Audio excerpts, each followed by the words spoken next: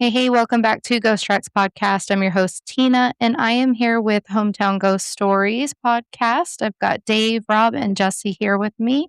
Thank you guys for coming on. I appreciate it. Thanks for having us. We appreciate it. Of course. How's everybody's day been in the heat of the summer? It's been pretty hectic, but, we're getting through it. It's not too bad out here. No, I think we're getting ready to get to the over 100-degree weather again, which I'm not thrilled about. Yep. So, for anyone who is new or newer to Hometown Ghost Stories for the first time with you guys, can you tell me a little bit more about, describe your show? What's your vibe here? Yeah, for sure. Well, we've been doing the show for a few years now. We are a show that covers haunted locations. Every week we cover a different location on the show.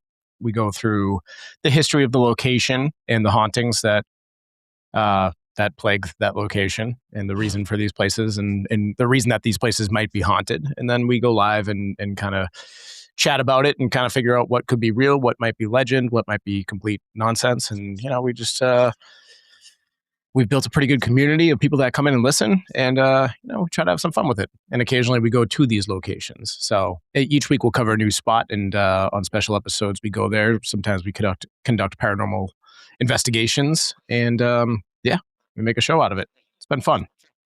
Nice. Sometimes. And you guys got started in 2021? October 2021 was our first episode. So this year will be 5 years. That's crazy.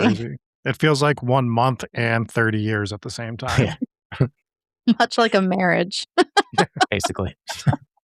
Yeah, I've only been doing this for about a year and a half. So I'm still quite new at it, getting my bearings. I've got kids and a traveling husband. So it's a trip for me to do this. How many locations have you guys been to? It's a good question. That is a good question. That's a good question. I'd say between 12 and 20, I'd say somewhere in there. Closer to 20, I think, at this point. Yeah, at an official capacity, like actual investigations, but let's just say several. Several is a good answer. That captures it. Many. Do you enjoy the traveling part of it, or do you just kind of prefer the podcast research portion? Oh no, we like to travel. Yeah, but I would say traveling is probably the funnest part of the job. It can get hectic and it feels like work, but we make it fun regardless of where we go. And even some of the more boring towns and villages, we make a good time out of it, and it's always fun and it's exciting, especially when you're in this field. When you're traveling for work, 'cause we've traveled for other jobs and things like that, it's not nearly as exciting. But it's like when you're going into a place with a haunted reputation and you're doing things like that, it makes everything exciting. So how did the three of you kind of come together and decide to start a podcast and that it be paranormal? So we started investigating together years and years ago at my grandparents' house. I would say probably around 2009, 2008, somewhere in that wheelhouse. And I had been in that house, obviously, my entire life. So we were doing paranormal investigations there. We sort of expanded beyond that and did a couple other paranormal investigations. And then we kind of let it rest for a while, but the thought was always in my head, like, I really want to do more with this. So I got together, me, Jesse and Dave.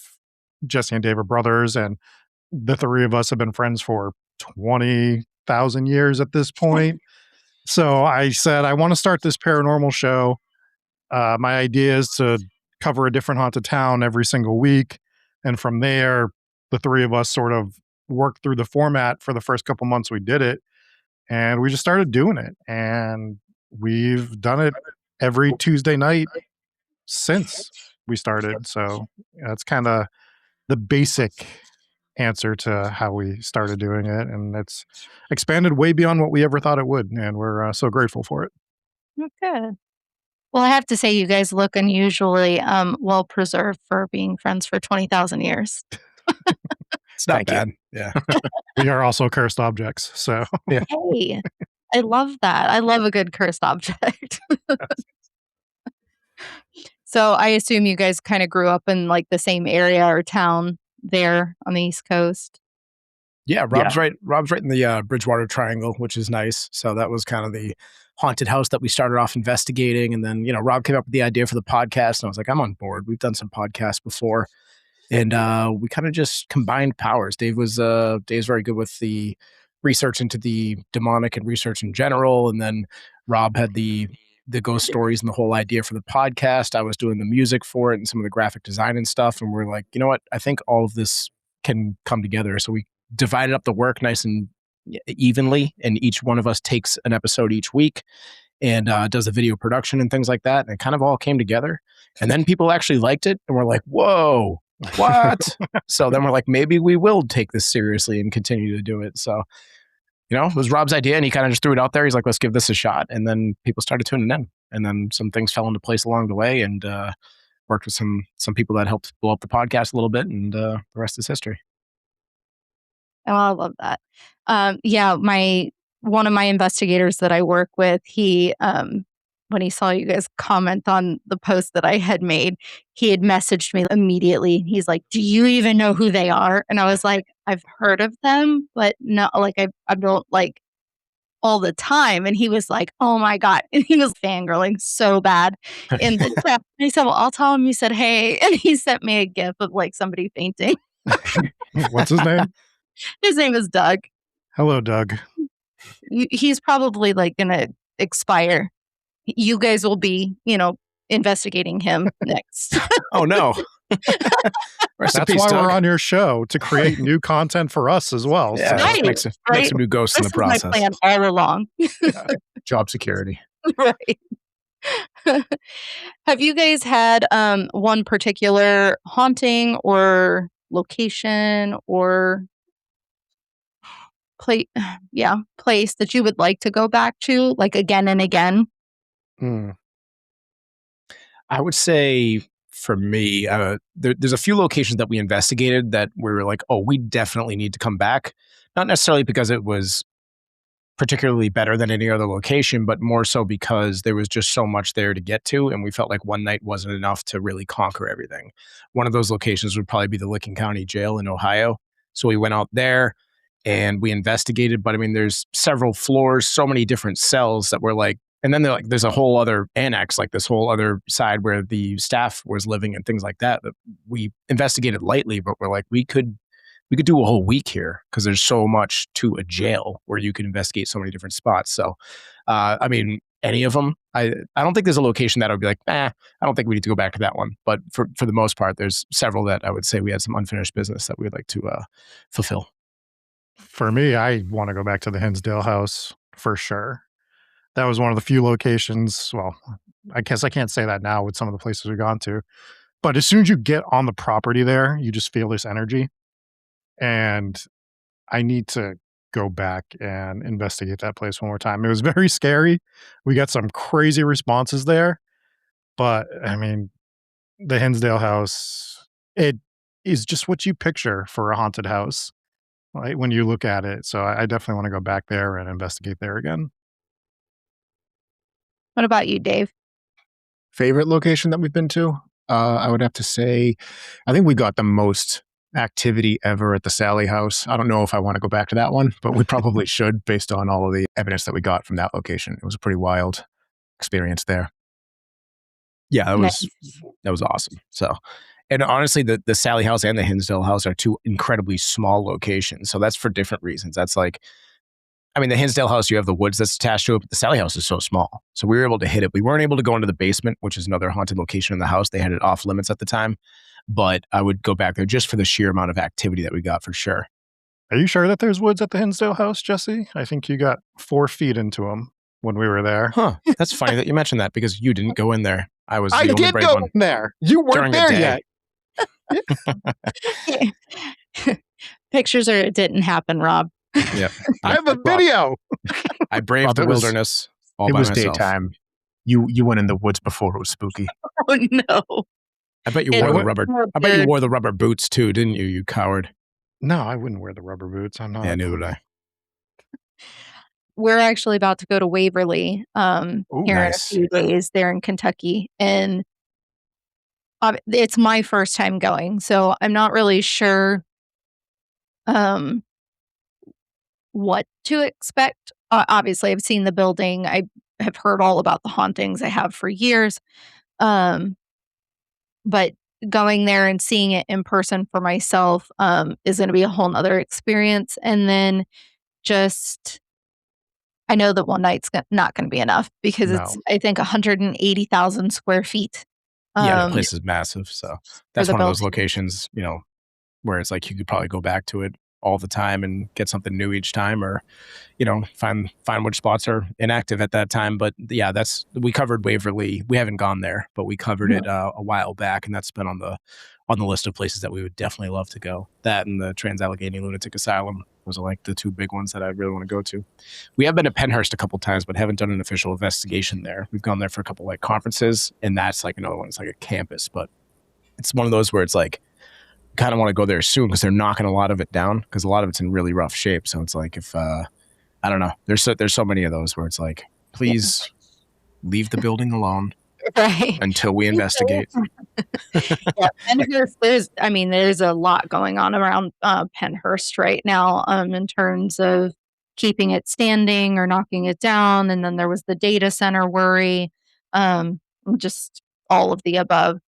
Um, yeah, Waverly was one of those bucket list items for me that I've just been wanting to go to for years, and it's really not far from me. It's,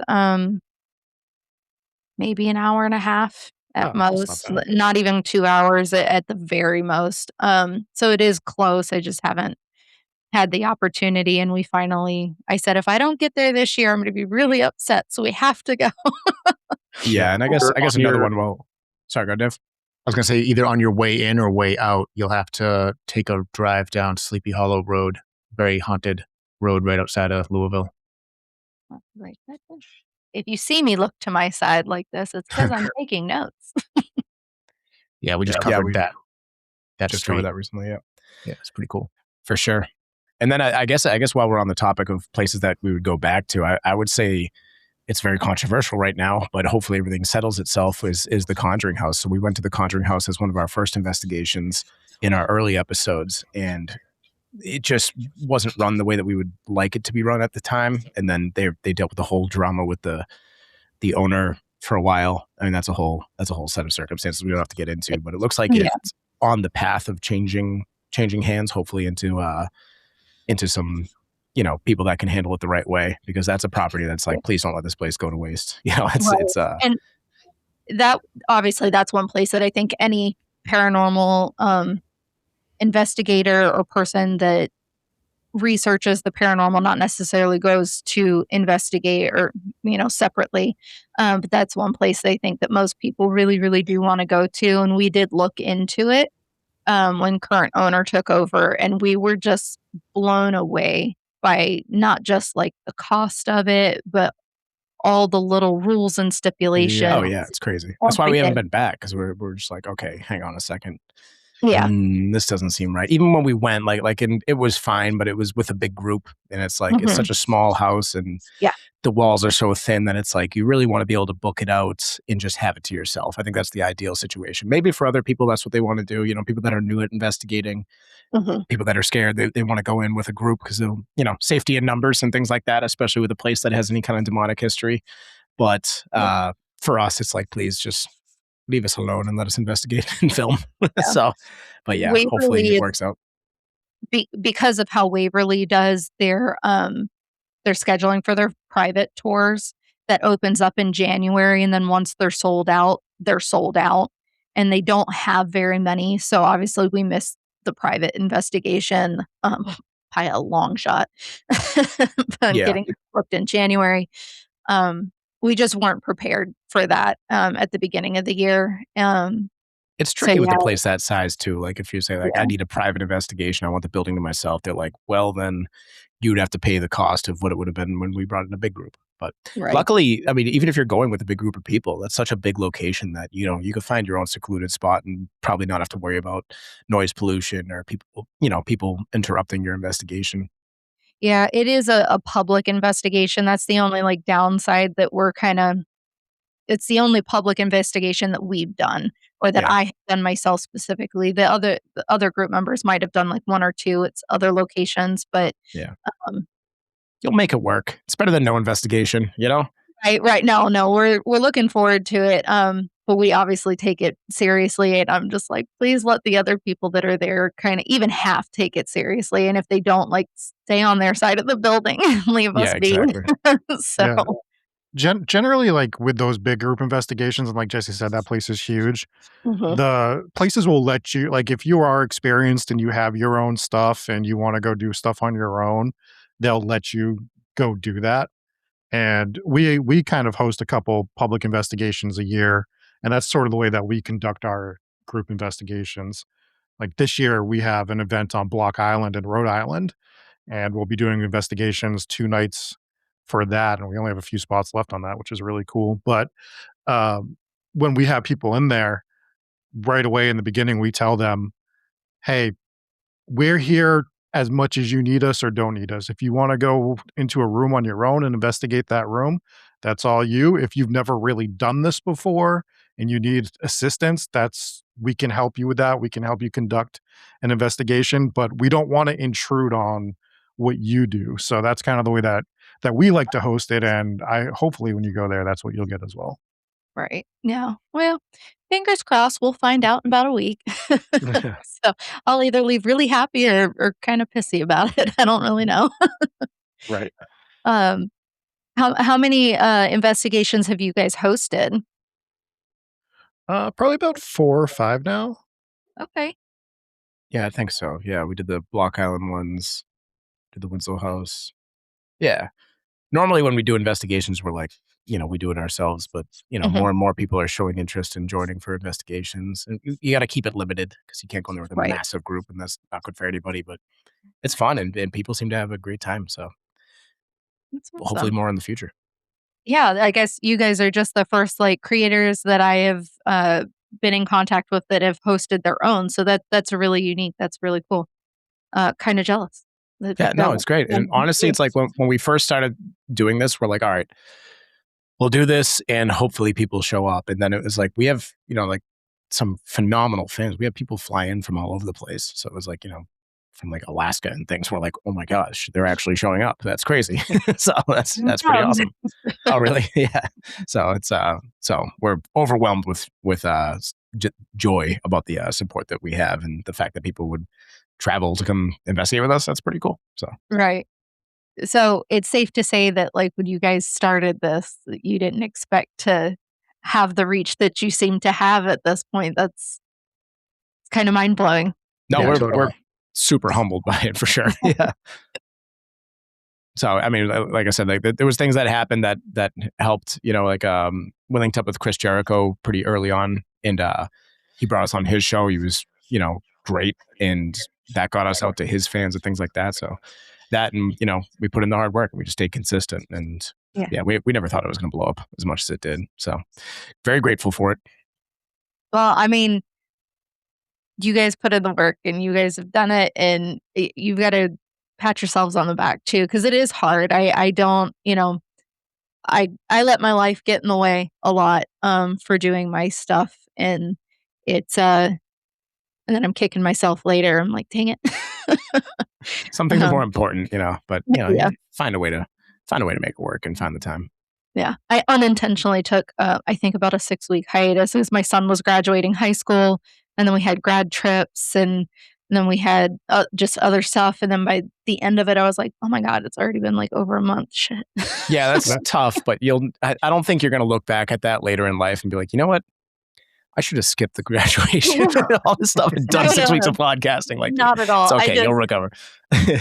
I'm like, planning probably would have been a little better, or pre-record some episodes, get them out, schedule them.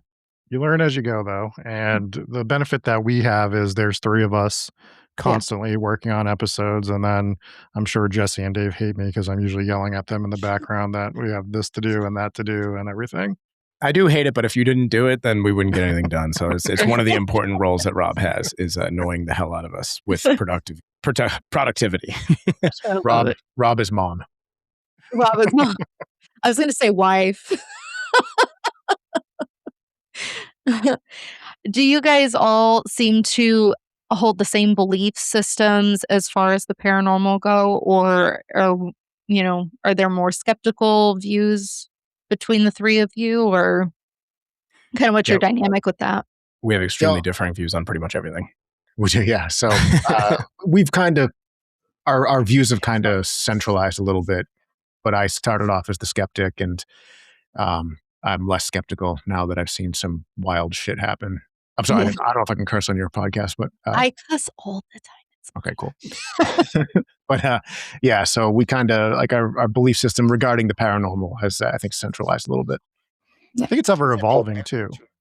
Like as you research more, as you experience more, your thoughts behind things begin to evolve more and more and more. And I see a lot of patterns in hauntings that I never realized happened until I started doing this show. So like as you're going through, I don't want to say it makes you believe more or less, but it just it might alter your perception on some of the hauntings that you experience or research going through it. Well, it educates you as well. So as we force ourselves to research a new case every single week, it's like we're learning, like Rob said, like consistency within these hauntings that have absolutely nothing to do with each other. Because we don't just limit ourselves to the United States. We cover international things all the time. We just did a few international investigations. We just got back from England and Wales and Scotland and things like that and did investigations around there.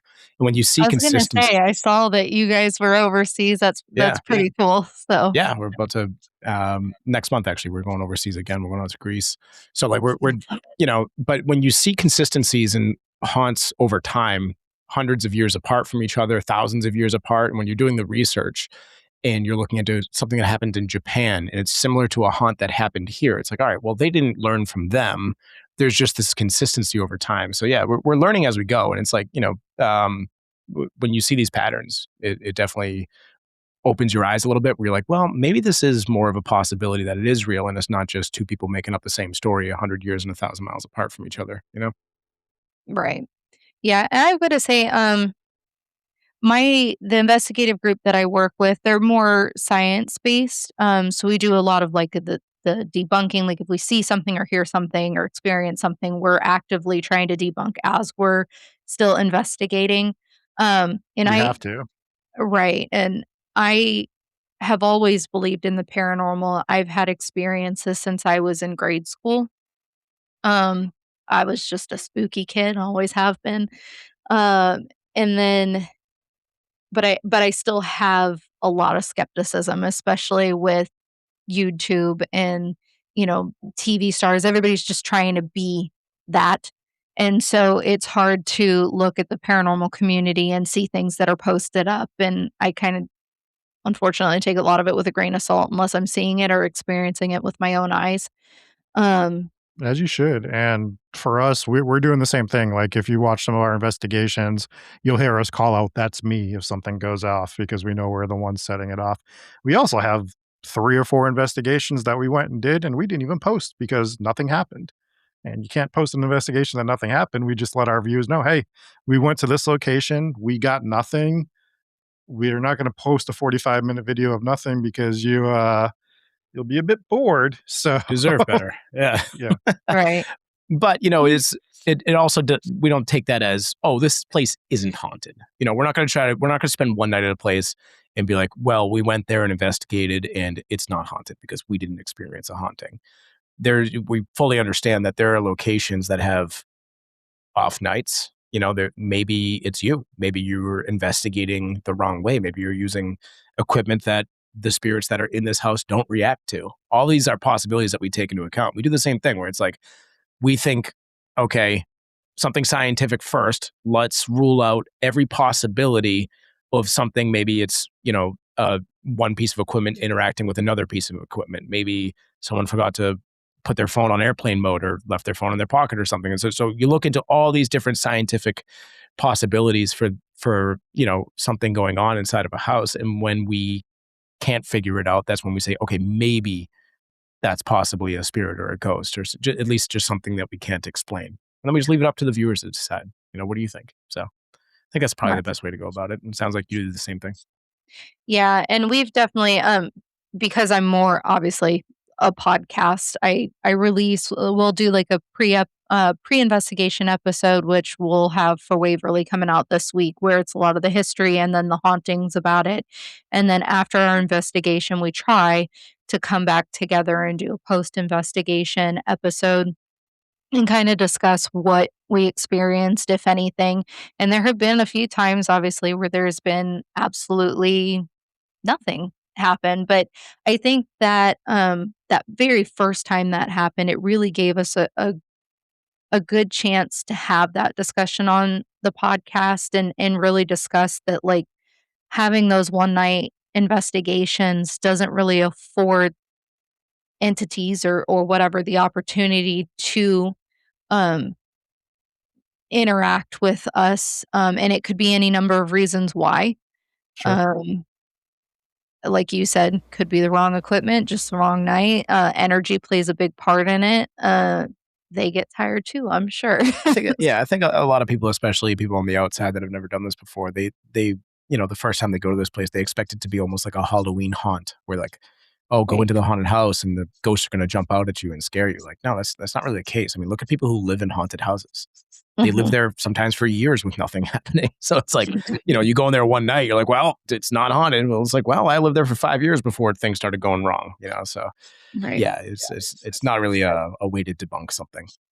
Yeah, I've lived in this house, and this is a new build house. I've lived here since January of 2017, and I've had several things happen in here where I saw not a hat man, just a weird creeper entity, almost the full, like, height of my door frame.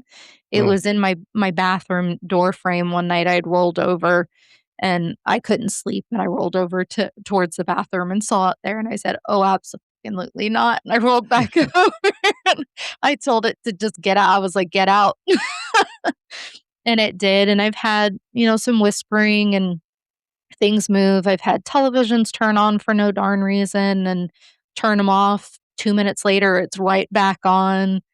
I think it was on, like, sleep mode and playing music, and it had only been on about 2 minutes. So, like, I've had weird things happen here but I think I don't think the first thing happened until probably 2023 or 4 That's so before 6 or 7 anything. years. Yeah. 17, so is when we moved here. So yeah, yeah, about 6. That's funny. I'm Wow. waiting for something to happen here. So that my house, which I'm not at right now, my house, we've had hauntings happen there. We're like, okay, this, it has some hauntings. The wife had called in a priest. He blessed the place and did an exorcism on the house, and light exorcism, I guess. But, and things have quieted down since then. And it's funny, like I just got into this place that I'm at now, like, I don't know, about 10 days ago, officially. And I was talking to the former owner because he still he's still here doing some business and things like that. And he's like, you guys going to investigate this place? I'm like, should we? He's like, oh yeah. I was like, oh boy, I can't get away from it. And up for He darn. hasn't given me any specifics yet, but now I'm excited. So from Right. one haunted place to the next.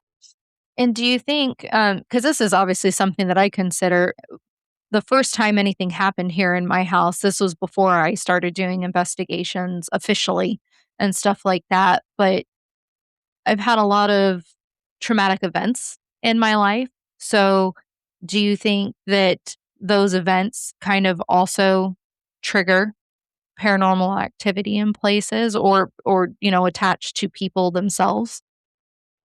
I don't know if it's traumatic events. I'm certainly not going to say it's not, because we're still, one of our big things is we say we don't make the rules. So we're still trying to learn it. But I do think that there are people that are a bit more sensitive to the paranormal than others, for sure. And I don't know what that reasoning may be. Like, as we started doing this show more and more, I think I'm slightly more sensitive than others, but we're learning that as we go. And I don't know what the cause behind that is. So it could be that, it could be a number of different things. I It think, could. And then, sorry, oh, guys. go ahead. I was going to say, we heard an interesting theory. I don't remember who we were talking to that had brought it up. Or actually, I think it was, I don't know. Anyways, there's a theory out there, and maybe we read it in a book. I'm going to tell you about the theory. Theory is people who do a lot of investigations, it's possible that spirits can attach themselves to you. I believe we all believe that. There's different ways you can cleanse yourself as you're leaving. Whether or not those things work, I don't know. But it's possible that you could have these spirits attached to you, and then you go to your next investigation, and those spirits follow you, and then you just make the next investigation even more haunted. You Yeah, steal I the could ghost from one place. And if I was a haunted house that was a business, I'd be upset. Like, hey, give me back my ghosts. We need this place to stay haunted. right now. Right now. The ghost's like, all right, we'll come home. I'm going on a trip, Mom. It's funny, but it's possible, Like Rob said, Yeah. we don't make the rules. I don't know, but I like to hear all the theories. So try to Right. read as much as we can into it. I wonder also too, some people just, I don't know if it's like a fear or just a lack of understanding, or maybe just like they do not even want to attempt to understand um, the paranormal and what that's like. But maybe once you open yourself up to and are trying to understand, the more that you are looking into it and practicing it and speaking about it, it's kind of like exercising, building those muscles and stuff. And it's just continuing to open yourself up more and making you more susceptible, if you will, to having encounters. Yeah, I think that's a great theory, honestly. So, because I will say, there was a big time in my life. Like I said, I started having experiences when I was very young, prior to grade school. When we moved here to the States, because I was born overseas. When we moved here to the States, that was probably the very first time when I moved to Delaware, was the first time that I remember seeing a ghost. You And you then lived overseas and the first place you moved to was Delaware? the Ugh. first official place was, Washington State, but we weren't there very long, and then, yes, my dad moved us to Delaware, of all places. Where are you from originally? England, Lakenheath, and then my Oh, grandmother was born and raised in Edinburgh, Scotland. Oh. So, we just she got back. came. Edinburgh's Yeah. amazing. Oh, it's beautiful. I desperately want to go back. I'm like, "Take me home." It's so cool. It's one of the coolest. It was on the bucket list to go to Greyfriars Kirkyard, and Mhm. we did. And we were out at like a bar or something like that. And we looked it up. We're like, it says it's open 24 hours. It was like midnight. We're like, let's go see if it's open 24 hours. And it was. And they were still doing ghost tours. We're like, this is amazing. We went and saw the Black Mausoleum where there's, supposed to be Bloody George Mackenzie's poltergeist and everything like that. And we're doing that in the dead of night for the first time seeing that. It was like, it made it so much scarier. We're like, this is amazing. All cemeteries should be open 24 hours. But Right. I understand why some of them don't. You're an But American. No, we gotta close ours at dusk. yeah. But then we went back Uh, during the day, and it was great because then you were able to see all of the, the famous gravestones and the burial sites and things like that. And what an amazing, dark, like Gothic cemetery that is, with some of the most amazing headstones and carvings and things like that. It was everything and more that I was hoping it would be. Except I didn't get attacked by a poltergeist, so I would have Darn. preferred a little bit more poltergeist attacks when I was there, but maybe next time. I also wanted Jesse to get attacked by a poltergeist while we were there. If you didn't pre-order it, then there's, they don't have you in their queue. So Oh, you gotta pay for the poltergeist attack package. I forgot. apparently. Next time. See, now you know. Yeah, no, I When gotta you prepare go better. back. Gotta prepare better. Oh my goodness. Do you guys ever genuinely disagree about whether either a story or a piece of evidence that you've gathered is credible or not? From our What own day? Take investigations? this one? For either investigations that you've conducted yourself, or like when you're researching and you come across something, one of you is like, absolutely not, that's not a thing. And the other one swears up and down that it is. Not usually on investigations where we're talking about evidence. We're pretty open-minded when we experience things. What we do usually disagree on are like the philosophy of hauntings. So we just recorded an episode of, we call it History of Ghosts, Arguments for Their Existence. And we basically argue about the idea of ghosts and the philosophical grounding for the principle of hauntings. And I had to cut 22 minutes out of that episode of us just arguing about stuff. That's like a half episode for me. Yeah. I'm surprised it was that much. I thought we were going to have to re-record. Like, hi, our episode is 4 minutes long. As far as the yeah. As far as the evidence goes, it's not really arguing, but we will. So going back to the Sally house, we got the craziest thing we've ever gotten on a spirit box, and I highly suggest for your listeners to go watch our Sally house investigation. But Dave was alone in the kids' room, and this guttural scream came through the spirit box, and it went over like 20 channels. And it just was, it was terrifying. Still makes the hairs on my arm stand up. We don't let Rob recreate the screams usually. But we let that one slide. Paid actor. But I think Dave, how long was, sorry to continue your story, Rob, but how long was that clip? Was it like 15? It had to be like 10, 15 seconds, like of a continuous scream. Yeah, it was right around there. I broke it down in the recap episode where I actually counted out how many channels it went over, but I don't recall off the top of my head. But yeah, it was like 10, 15 seconds. Crazy. I wouldn't have liked that at all. I didn't care for it.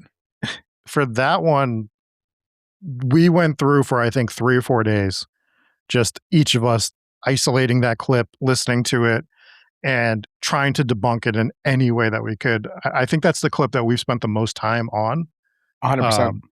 But I mean, we do that with a lot of clips where we're just sitting there, like, what could this be? What could this be? What could this be? And we'll point it out, like when we find something to debunk it. But yeah, that clip specifically, we went for like 3 or 4 days, like, could it be this? And we're like Googling shit I've never Googled in my life, like trying to figure out if this is something that could cause something like this, and we couldn't debunk it at all. And yeah, one of the things that we had weighed the possibility of, because the sound kind of, it built up and then it kind of slowed down a little bit, was like, could this have been like a tornado siren? We were in an area that gets tornadoes. There was actually a tornado warning, I think, like the previous day or something like that. But for one, I mean, that wouldn't come through the radio. They would play that outside. And so we just kind of weighed out all the possibilities. Also, it had like layers of like screams. It sounded like multiple like demonic screams at the same time. So anyways, we don't have to go too far on it, but yeah, we definitely take pieces of evidence, especially pieces that we think is particularly horrifying or solid, and we debate about it, and we go over it, and we say like, okay, what could it be?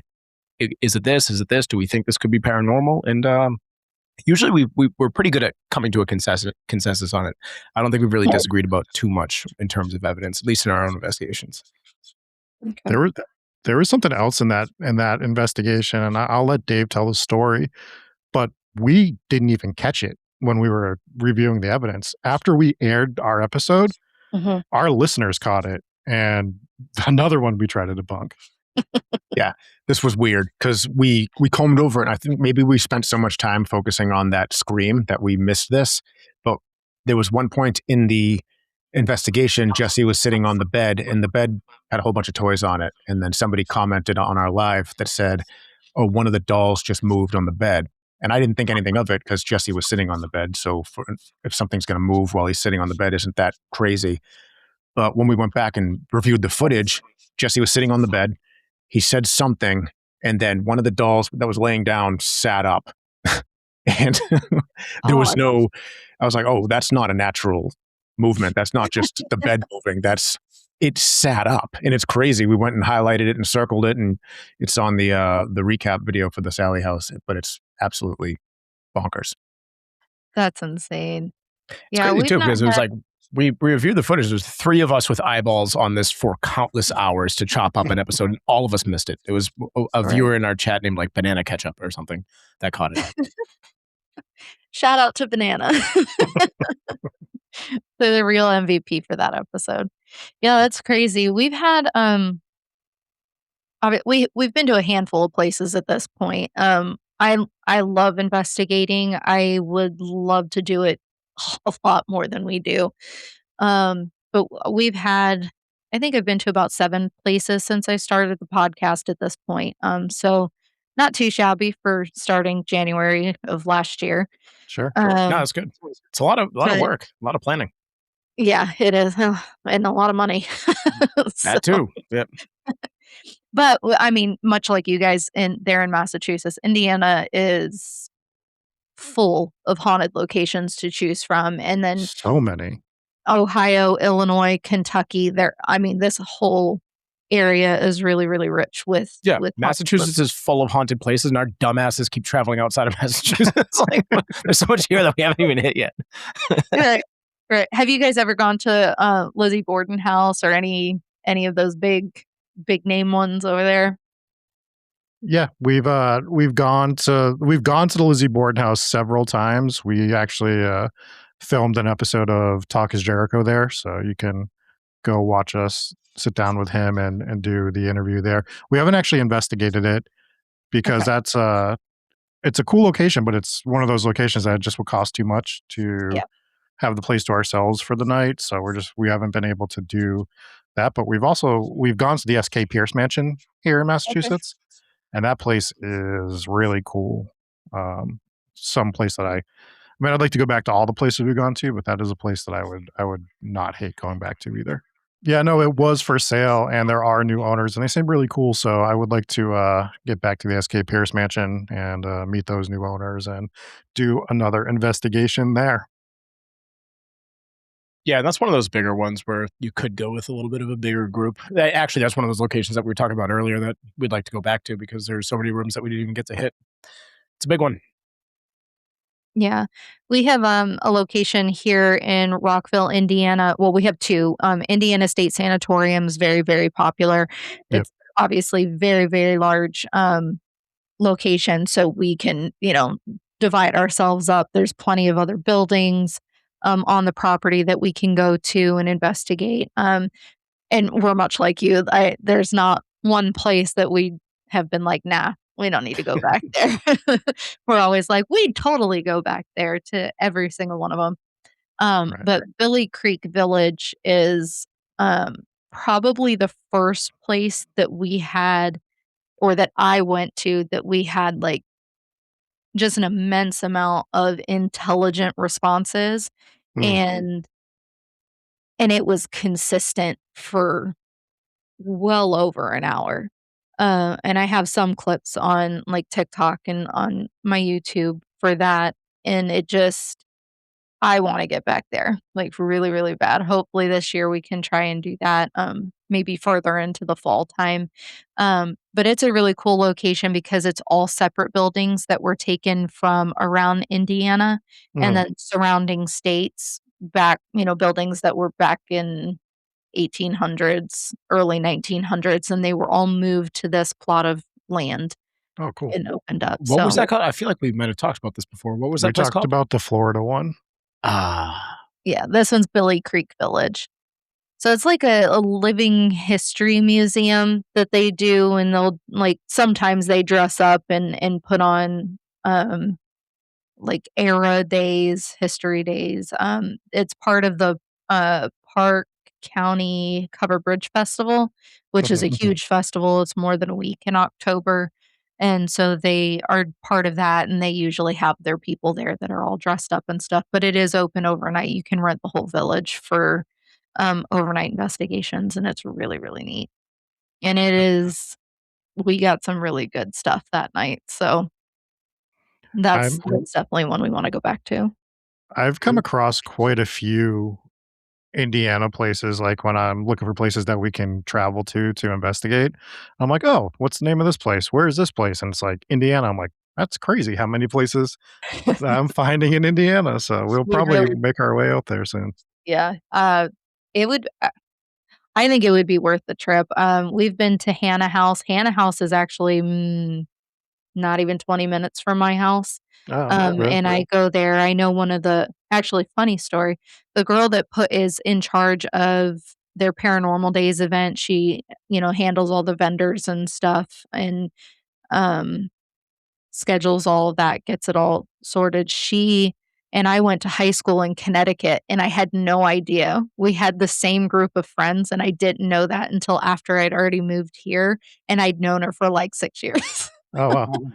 So I actually was in Indianapolis 2 years ago, mhm. and I filmed a bunch of the outside of the Hannah house while I was there. We have never done an episode on it, but I have Yeah. a bunch of footage just sitting there for the Hannah house. Hannah House, it's a beautiful house. And they've had new ownership as well, and it's actually descendants of the original family that owned the home. Oh, cool. And so they've done a lot with the property. They do a lot of events there now. They do host weddings and stuff, but they do have the paranormal investigations overnight. They have their Paranormal Days event, which is like a vendor fair, and then they do like day tours and stuff. They've added candlelight tours, history tours to the home as well. So they're doing a lot, and it's helping. Obviously, the paranormal investigations help keep the house and keep it running and open and stuff. But all the other events that have become very, very popular in the last couple of years help that too, which is good because a tree fell on it. So Oh, yeah, so they have to replace the roof and all the fancy woodwork around the top. So and it's very expensive. yeah. Um, but we have Rhodes Hotel. Rhodes Hotels are another really, really cool location. It's beautiful. The gentleman, it's a Mike Couch and then his sister Crystal Couch. They own and caretake the property, but they used to volunteer down at Waverly Hills and conduct their tours and stuff there. And he's been on an episode of, I think, Ghost Adventures. I always mix them up, but I think he was on one for Ghost Adventures. So, Very cool. I think I've uh, heard that name before. The couch people. Mike Couch I'm and sure- Crystal. Yeah. I'm sure they don't like to be called the couch people. That, Yeah. that came out weird. Is that their YouTube channel, Jesse? Maybe. Wait, they might start one with that title. I don't know. He's kind of funny. They're great, great people. I interviewed them about a month ago now. They're fantastic. And their location, like I said, is beautiful. I again would love to go back there. We had a great time. Whispers Estate is another one. That's the Oh, yeah. only one that I'm like, "Hmm, there's something not right in this house." I've never we covered that one. Yeah. That was Yeah, one of our earlier episodes. That's a really rough. The vibes were off in that place. I didn't get to investigate the whole night. We actually had a tornado hit right up the road from our house that night, and so we were Oh, up boy. trying not to die for the evening before the investigation. So we didn't get any sleep, and then we all worked that the day because adulting. And then we went straight to Whispers. So I think I left at like midnight. So I definitely want to go back there and actually do a full overnight investigation there. But it was weird. That before we even got started, when they were doing like the history portion of it and telling us, the rules and all of that, I saw they call it the creeper. I think Oh, yeah. they have I one. think there's a creeper at Waverly as well. At Waverly, yeah, I know. I was like, "They're following me," but I saw it up in the corner of the room while they were talking. I kept looking up to the left, and my friend was like, "What are you doing?" I was like, "You don't see that up there in the corner? It's just me? Alright, cool." Oh, no. So, it didn't bother us, it didn't move, it just hung out there for about 10 minutes, and That would bother me.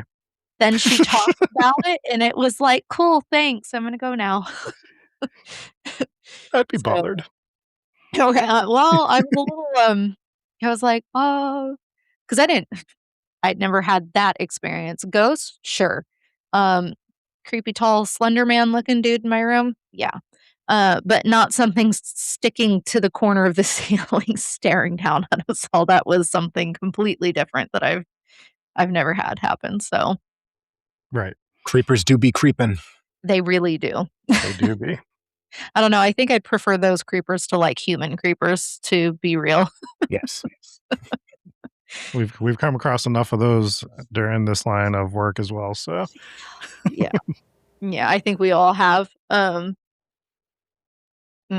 people are just people are something out here these days. people are something. That's the new shirt. Yes, yes. Do you guys do listener stories at all? We do. We do. We've so the original idea of this podcast before we settled on hometown ghost stories and covering a different hometown every week Mhm. was I wanted to do a show, and I'm trademarking this. So if you try to, not you, but your listeners, if they try to steal my show, I wanted to call All the 4 show, new listeners that I have don't even think about it. I wanted to call the show Your Effing Ghost Story. And it was going to just be people's ghost stories. Mhm. But as you know, when you're starting a podcast, nobody's going to send you their ghost stories, I right? know. I've Right? been here a year and a half. I say it every freaking episode, and I'm like, "Cool, I've got, like, 3." Yeah. You guys are killing it. So it took months, but once we started getting it going, we're like, all right, now we can maybe start doing listener stories. Mhm. And we've done probably 12 or 13 episodes just based on listener submitted ghost stories. And they submit them via email or in our Discord. People go to our Discord. We have a whole channel just for Mhm. people to leave their ghost stories there as well.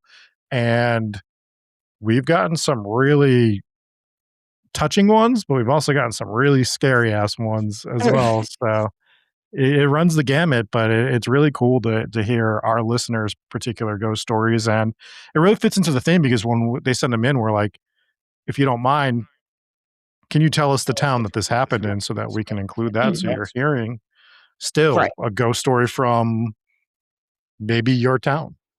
right. Have you ever received one that it generally disturbed you, like, fucked your whole life up for a good minute? Is there one that kinda jumps to the forefront of your mind? Yeah, I had one that was sent Those in. Yes. I do. And she had a ghost story about when she was a kid and she was walking in the woods with her father and she got separated from him and she was trying to find him. And then he came down the trail from the other direction that, opposite from where he should have been. And she said something was off about him. He didn't talk and he kind of was walking funny and something was off about him. So she kind of trailed behind him and then turned around and ran back the opposite direction back towards her house. And as she was running back that direction, she ran into her father who was looking for her and said, "Where were you?" And she didn't tell him that she ran into him Mhm. down the trail, and she kind of never spoke of it again. So the idea was maybe it was some sort of a mimic or Yeah. something like that. So that was a really creepy story. Skinwalker-esque. Yeah, weird. Terrifying. What, do you remember where that story, like, took place? Not off the top of my head, no. Yeah, that's the tough part is because we do 7 or 8 listener stories per Mhm. listener story, remembering the exact town and stuff sometimes is Right. a bit difficult. Mhm. Understandably so. Have you guys had, like, a funny, chaotic thing that has happened during a live stream that you were like, "What the hell was that?" That door behind me will Yeah. open randomly sometimes, and it always looks like some sort of haunted occurrence, but my cats know how to open the door, which is kind of Yeah. annoying. But yeah, I mean, that's I would love to change my doorknobs and stuff in the house, make them all cute and everything. I was like, "No, I have cats and dogs, and I just know they would figure out how to bust in here." yeah, Dave's cats have opposable thumbs, so they can really get into anything. they just open the door and slap him in the face and then leave. Pinch him real quick. I think that's the nature of our show. Like we do that 15-minute uninterrupted portion where we Mhm. pre-record everything so that we can tell the story of that location because that next 45 minutes or so of us breaking down the location, we're Mhm. going to take it seriously, but we have fun. We like to joke around. We like to, like we like to joke and when we're at a location, yeah, we're taking the investigation seriously, but we're also going to keep it lively. And we're going to joke during the investigation. And the one thing that drives me crazy, and if you're listening to this and this is you, I apologize, but stop being a fun sponge, because if there are spirits that are intelligent hauntings, they probably enjoyed some comedy here and there as well. So, I mean, they probably don't want to just hear the same thing over and over again. So they probably don't mind joking around a little bit as well. Yeah, understandable. Yeah, we had, when we were at Billy Creek, um, obviously, we were there, we were talking and everything. We had she was a sassy ghost, I think, or child, or maybe a teenager, I don't know, but we had REM pods set up on 2 separate, like, pedestals, one was higher than the other one, and they were, same area, and we were trying to tell them, ask them to touch the one, I think, by the angel is what we were asking, or no, we were talking about the cross, and then the one by the angel was up higher, and the one by the cross went off, and I kinda laughed, and I was like, "Technically, it is by the cross because it was, next door to it. It was just the one in front of the angel." And so then we went on and we were explaining, the one up high by the angel, there's that one, and then there's one down low by the cross. And then Ghost Tube said, "I'm trying." And I said, "Oh." And then we were like, "You're doing great. You are trying. You're doing fantastic." Da da da. And then not even 30 seconds later, the one by the cross just like lit up like crazy. I was like, "Holy shit." Oh, now that I think of it, actually, yeah, when we were doing the investigation at the Conjuring House, we Mhm. were supposed to be setting up a live stream. So I got a phone call like in the middle of the investigation. This is a group investigation. Mhm. And like an absolute idiot, I picked up the phone. I was like, yeah, it's going to start soon. And then I hung it up. And then I don't know what they were using, but whatever device was speaking to us, the ghosts, it was like, I don't know, it called me like a piece of shit, I think. or Says by something like name, that. though. It Oh, said yeah. his name. Oh, Yeah. no. Yeah. I don't remember exactly what it said. People can go back and watch the Conjuring House episode, but it was the whole room heard it. There was probably like 20 of us in that room. They all heard it, and they all were just like, "Well, Whoops. ghost isn't wrong. Yeah. I am a huge piece of shit." Yeah, I don't know, whatever. He said, "How Well- dare you interrupt this?" And then the cat ball was going off too, like right after that, and everything. Yeah, it was funny though. But everyone found that to be one of the more amusing moments of that investigation. Yeah. We've definitely had ours tell us to shut up. I have another haunted item in my house. It's a mirror downstairs. We call it Jean. And when I had driven around with it in my car for You call it Jean? Jean. All right, Jean the I like haunted it. mirror. It's good. It's a good mirror name. Yep. So it was gifted to me. I drove around with it in the car and we were driving out to Iowa because Shh. Jean is messing with your dogs. She might be. I don't think she's very happy about the doll being here, to be completely honest. The television stuff that happened all happened the day that I purchased this doll. Didn't even bring it home. It wasn't here yet, but I purchased it and then all of my electronics started going crazy. And I was like, oh, I think she's real mad that I bought something else in this house. But so I was driving around with her and we were going out to see the Annabelle doll. When they were doing their tour. And I was like, here we are driving out to Iowa in a car with a likely haunted mirror from the 1800s going to see the freaking Annabelle doll. Like, this is going to be great. And so we turned on Ghost Tube and I think we were like, hello, anything in the mirror, blah, blah, blah, blah, blah. The very first thing it said is, you're annoying. And I was like, oh, well, all right, I'm sorry. And then it told us we talked too much. And I was like, well, I'll just sit up here and be quiet. I'll just keep my questions to myself, I suppose. And then I asked if it had a name, who are you? And it said something else. And then it said Jean. So that's why her name is Jean. And I think that she just prefers her quiet little corner downstairs and doesn't want to be bothered. And if they want to call you annoying, that's fine, as long as they leave a 5-star review with it. You can say whatever you want in that comment field. Just give a 5-star review and tell us how annoying we are, and we're okay with it. Do it. Yeah. So that's Jean. She's beautiful. She stands there. I talk to her all the time. She's probably like, shut up. Like, I already told you were annoying and you're still yapping at me. But yeah. And then Diana is my doll. She's in here. She's very pretty, but What's the backstory of Diana? Diana was kind of just like an impulse purchase. Found her online, suspected haunted, blah blah blah, and I was like, why not? Yeah, we've You got a know, few of those too. yeah, so brought her home. She's not been not too much has happened outside of the electronics, but I really do think that I think that's Jean because it happened before Diana was physically here in the home. We had like Alexas going off like mid-song, not music that I listened to, complete wrong genre in our bedroom at like 10 something at night. And I'm the only one that has, the app for the Alexa, and then my teenagers, they're almost never home, so I was like, "Oh, alright," and so I told Alexa to sh turn itself off, and it stopped, and then a couple minutes later, it was another song in the middle of the song, started again, and yeah, so electronics here go a little wonky sometimes, and I think that that's just Jean making her opinions known. I should have really listened to what the lyrics were. She was probably cussing me out in a rap song, I don't really know. That's definitely a possibility. Speaking of cussing out, one thing that did happen was when we were at the Licking County Jail, I was doing a spirit box session, and the spirit was arguing with me about football and had the audacity to be a Cleveland Browns fan, trying to argue with me about football of all fan bases. Oh, Like, no. like, sir, you're gonna die again before they win a championship. So please, Right. please don't try to argue with me about football right now.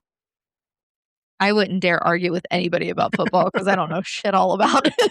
It's fair. I am not a sports person. I was in choir, so there's that. Mm. Well, we can, get wrapped up here, but is there after everything that you guys have researched and recorded and experienced, do you guys have a belief about what happens after we die? You Ugh. sure you want to ask that as a wrap-up question? I mean, we can That's keep going. that's a It's new fine. podcast question. I got time. Yeah, I think that there is a not just a strong possibility, but I think it is an impossibility of the contrary. That when your body dies, your soul separates from it, and I think that energy goes somewhere. And whether or not it chooses to remain, whether or not it's intelligent, I think it is a scientific fact. I think it's a scientific fact. It's a funny way to word it, but that the energy does leave the body, and I think that that immaterial things are eternal, and your soul would be in that category. Prove it. Shut up, Dave. I definitely, obviously, I think we are clearly, and that is a scientific fact, that we are energy. We are made up of energy. Our heartbeats show that, our brain waves show that. And energy cannot be destroyed. So, yes, when our body dies eventually one day, the energy has to go somewhere. And so, I don't know if that sticks on this plane or another plane, because I think that there are different planes of existence. I'm not sure where it ends up, but I definitely do think that it goes somewhere. I'll just say, because otherwise, like Jesse said, this could go forever. From the things that I've seen and heard and experienced, there's something. And I'm not in a rush to find out that way, but I am going to continue looking as long as we do this show and beyond, probably. Although we'll probably be doing the show until we die. So, And I- then coming back after through like Oculuses and stuff. Right? exactly. Turning it on in the middle of your bedroom when you think it's the mirror, it's just us turning our podcast on Right. because we still got to pump those numbers. If my Yep. haunting is compressing Rob's vocals, I'm gonna find hell. That is my hell. I would agree with what Jesse said earlier and what you kind of followed up with on the first law of thermodynamics, that energy can't be created or destroyed. So we know it leaves the body when we die. Whether or not it remains conscious, we don't know. But I suspect that it probably does. I think that human consciousness is still sort of a mystery, and it's metaphysical and immaterial, which therefore can't die. So if your human consciousness goes on, to live after your body dies, then I guess that would be a haunting. Although I think that if Rob does die, he definitely will not be an intelligent haunting. You're definitely an idiot. Just You a have to be- residual or You have to be an something. intelligent. You have to be an intelligent being to be an intelligent haunting. So I am the smartest man alive. Well, I don't know that I would be intelligent either. I'm a natural blonde, so I think that counts me right on out of there. Okay, well, tell everybody where they can find you. I'm sure everybody knows you guys, but you can tell them anyway. Yeah, you can find us on any of your podcast platforms just by looking for Hometown Ghost Stories on YouTube as well. And we did mention doing an investigation with us. There are, I think, 2 spots left. If you are looking to do an investigation on Block Island in Rhode Island for a weekend, that is available. You can go to hometownghoststories.com and get all the details there. Or you could find Rob at his actual address, which is 143 Main Street. No, I'm just kidding. I'm kidding. I'm kidding. Perhaps too close. Well, it's I would love to go to Rhode Island. I just can't do it right now because that sounds like a blast. But I'll have to follow up and see if you guys do ones in the future, and we'll have to maybe get that scheduled. I would love to do that, and then back to the East Coast in a hot minute. So Yeah, it's a real weird one because it's Block Island, Rhode Island. So it's actually an island off of Rhode Island. It doesn't make sense, but it's a thing. Islandception. I lived on Whidbey Island in Washington State, and there are islands off of Whidbey Island. So yeah, I just looked into the filming locations of Widow's Bay, which is based on like an island. Mhm. No islands. No islands were used in the filming It's of that show. Revere.